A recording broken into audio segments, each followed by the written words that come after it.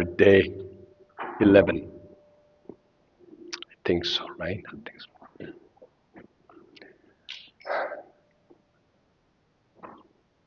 Everybody's doing well? Almost getting enlightened.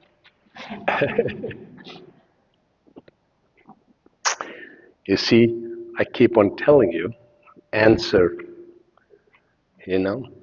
answer really is enlightenment. You see, it kind of sounds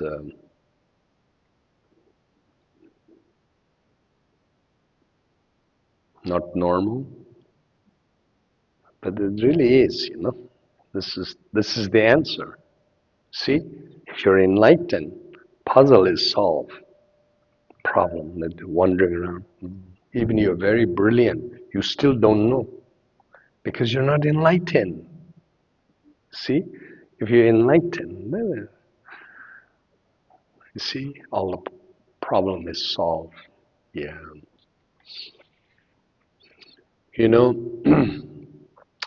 there were some unfortunate thing, sometime intentionally or unintentionally attack on Buddhism.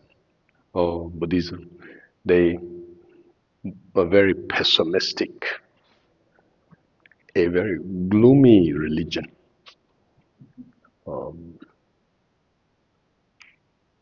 then a lot of people intentionally or unintentionally attack Buddhism by saying nirvana, then you can almost, you stop existing, like put little fear. Some of them intentionally, just, out of jealousy. I've noticed that many even Hindus do that, And yeah, like that. Yeah, yeah, like many Vedanta people and others, like we Hindus believe in Brahma, Atman Brahma, union of that, and you beautifully exist. Oh, you Buddhist, oh, you're gonna stop existing. Oh, scary stuff, like this. See, things like that. Actually, I have had here one student who from India. He was in Silicon Valley. Some family look like very well-to-do family back in India, and then Silicon Valley working, professional, well-educated guy, and he had really spiritual, a little bit of spiritual awakening happen.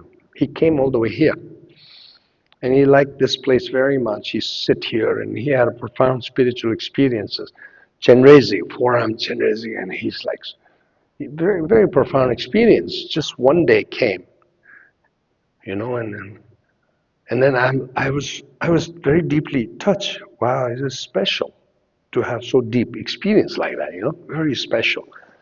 And I was telling myself, I'll do anything and everything to help him make progress, spiritual progress.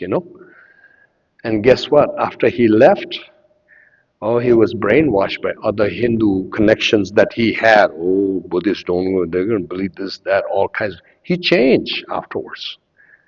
When he came here, he had a very profound experience. His heart chakra, so to speak, was open up, things like that. Most of people didn't realize, actually, what we really stand for, Buddhist. We as a Buddhist, guess what? We are the most ambitious in the universe. You know why? Because we believe in becoming perfect ourselves. What can be more ambitious than that? Buddhahood is perfection. This is our core belief, complete Buddhahood. You see, the result of practice excel now beautifully expressed. How can anybody else be more ambitious than believing in yourself that you could be a perfect being? Right? That's the real thing. Perfection. In fact, when we practiced Nyungne, Lord Chenrezig initially admitting now, I have potential to be like Chenrezig, and I'm not there yet.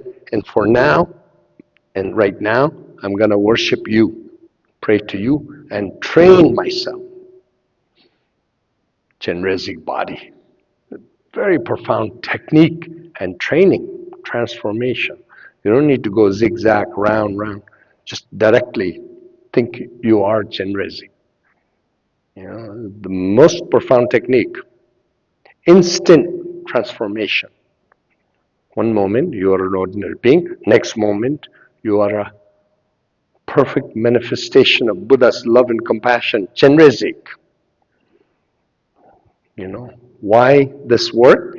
Because our absolute nature of mind is absolute Bodhicitta. Absolute Bodhicitta is Buddhahood.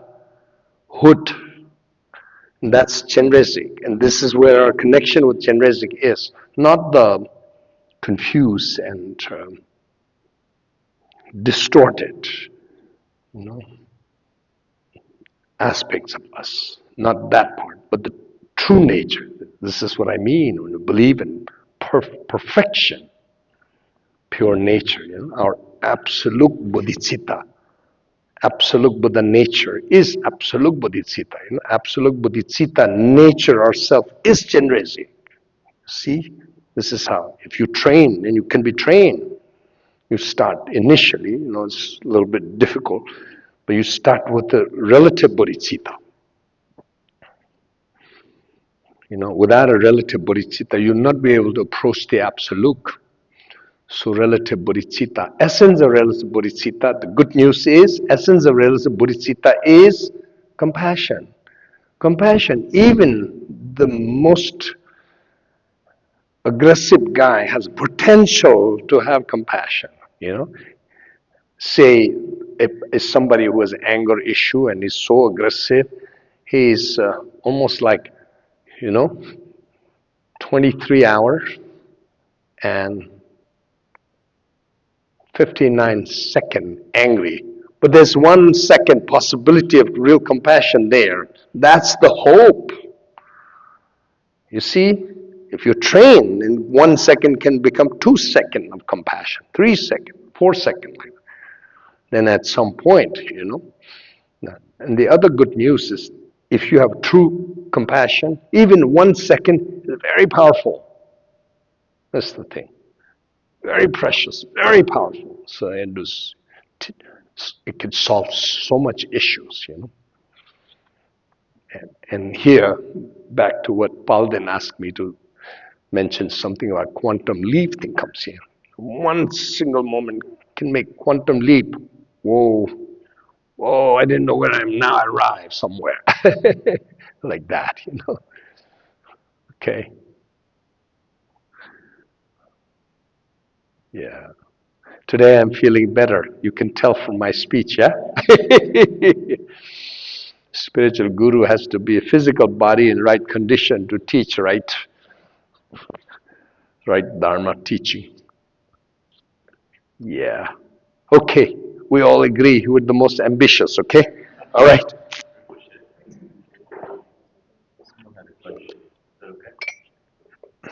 Okay. Dear Rinpoche, I noticed that you never become dull or sleepy during Nyungne sessions. Why? Did you did you ever feel dull before? What made the difference? What caused the conditions to be not dull anymore? Dullness is my problem now in Nyungne. Thank you for your kindness and wisdom.